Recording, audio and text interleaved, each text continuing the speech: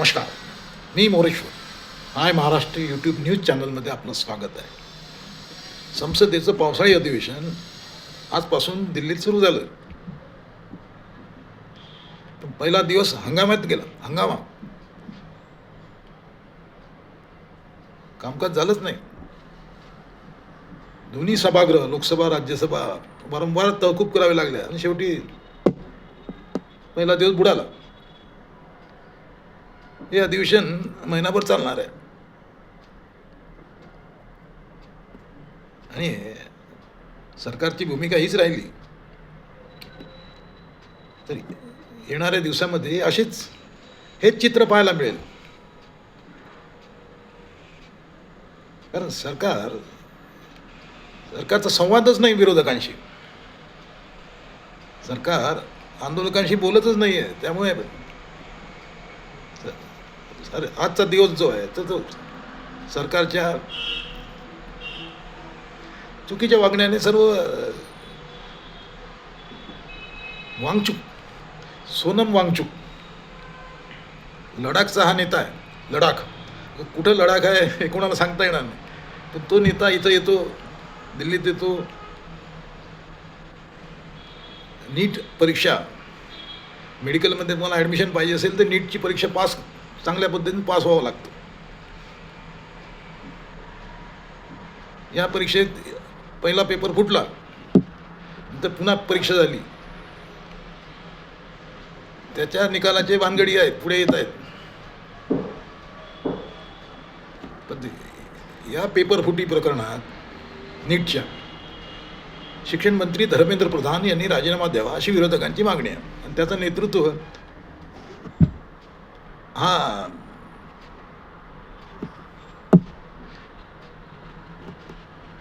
करतोय.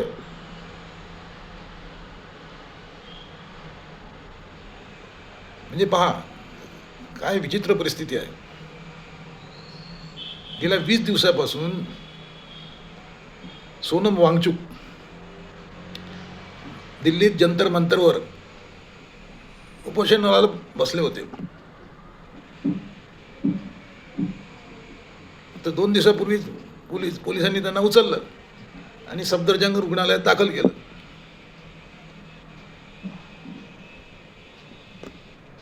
त्यामुळे ही जी रिॲक्शन आहे आज दिसली दिल्लीमध्ये ती रिॲक्शन आहे की आमच्या नेत्याला आमचा प्रश्न जो उचलून धरतो आहे त्याला तुम्ही उचलून आतमध्ये उचलता आमच्या नेत्याला. त्यामुळे देशभरातून आज अनेक तरुण कार्यकर्ते दिल्लीमध्ये आले होते. त्यामुळे पोलिसांचा प्रचंड बंदोबस्त होता. एवढ्या बंदोबस्तातही ही पोरं संसद भवनाजवळ पोहोचली.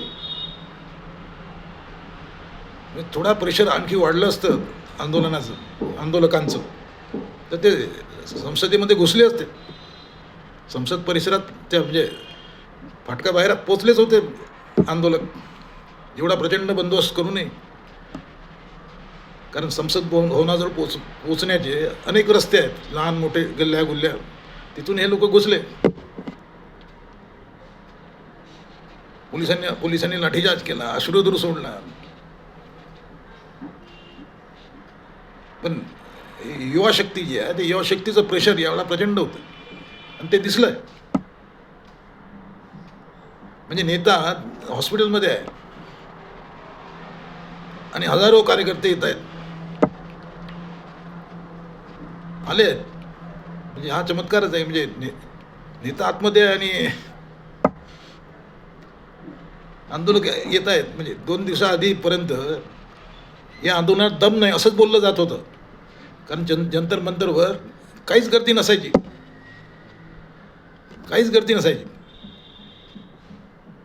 त्यामुळे सरकारने हे आंदोलन इझिली घेतलं असं दिसतंय. पण सोनम वांगचुक यांना रुग्णालयात भरती करून सरकारनेच हे आंदोलन मोठं केलं असं म्हणता येईल. नाही तर ते तसंच उपोषण करत राहिले असते तर त्याची कोणी फारशी दखलही घेतली नसती. कारण आता 20 दिवसात घेतली नाही. आता आता त्याची रिॲक्शन यासाठी झाली की त्यांना उचललं. म्हणजे या सरकारमध्ये जे नेते आहेत, मोदी, शहा आणि धर्मेंद्र प्रधान वगैरे वगैरे, त्यांना त्यांना याचा अंदाज आला नाही की याला आतमध्ये टाकलं आपण तर त्याची रिॲक्शन होईल. ते झालं. ते सोनम वांगचुकला उचलल्यामुळे आंदोलन मोठं झालं आणि आणखी मोठं होणार आहे. एक दिवसाचं आंदोलन नाही आहे.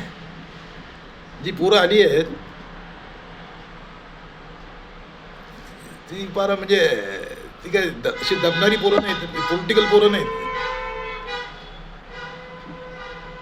सोनम वांगचुकला हॉस्पिटलमध्ये टाकल्याने त्याच्या बाजूने रिॲक्शनची प्रचंड सहानुभूतीची लाट आली. सरकारला त्याला भेटता आलं असतं, त्याची चर्चा करता आली असती, त्याचा एक वेगळा मेसेज गेला असता. पण सरकारतर्फे कोणते मंत्री संत्री कोणी वांगचुकला भेटला नाही. हा त्या कॉक्रोच पार्टीचा नेता जो अभिजित बिस्के आहे त्यालाही कोणी विश्वासात घेतलं नाही. या दोघांना जर विश्वासात घेतलं असतं आणि आम्ही पाहतो आहे, तुमचे प्रश्न समजून घेतो आहे, सोडवू आम्ही वगैरे असे बोलले असते तर हे मामला एवढा वाढला नसता. सरकारने बघ्याची भूमिका घेतली. भाजपची एक स्पेशालिटी आहे, भाजप विरोधकांकडे पाहतच नाही. त्यांना वाटते आपण पाहिलं नाही त्यांच्यामध्ये, याचा अर्थ ते दुर्लक्ष केलं म्हणून तसेही मरून जातील. यावेळेला त्यांच्या अंगावर आलं. म्हणजे या प्रकरणात भावनिक वळण मिळालं आहे. सोनम वांगचुकला आतमध्ये घेतल्याने या आंदोलनाला एक भावनिक वळण, इमोशनल, त्यामुळे लोकांचा पाठिंबा वाढला.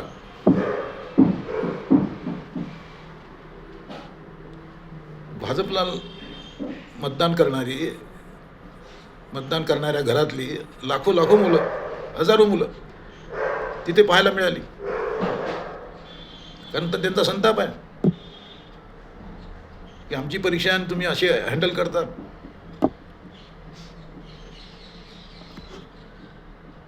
समजून घेता आलं असतं. नरेंद्र मोदी पंतप्रधान यांनी आज सकाळी एक संसद भवनाबाहेर भाषण केलं. त्या भाषणामध्ये या नीटच्या आंदोलनाचा साधा उल्लेख नाही. सरकार हे नीटवाल्यांचं जे आंदोलन आहे ते त्याला आंदोलन समजतच नाही, तो इश्यूच नाही, असं सरकारची भूमिका आहे. त्यामुळे हे प्रकरण वाढणार आहे, काही संपलेलं नाही. आज हंगामा झाला, आज का पहिला दिवस वाया गेला, बुडाला पहिला दिवस, काहीच काम झालं नाही. पुढेही असंच होणार आहे, काही काम होणार नाही. कारण तुम्ही विरोधकांना विश्वासात घ्यायलाच तयार नाही. इथे मुद्दा केवळ नीट परीक्षेचा नाही आहे, नीटमधल्या घोटाळ्याचा नाही आहे. इथेनॉलचा सुद्धा हे मामला तसाच आहे, स्फोटक आहे.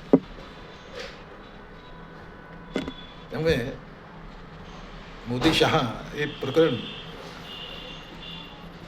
आणि हा इश्यू कसा हाताळतात ते पाहायचं.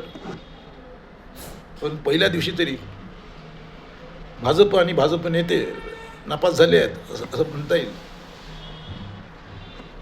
तुम्हाला काय वाटते? कॉमेंट करा.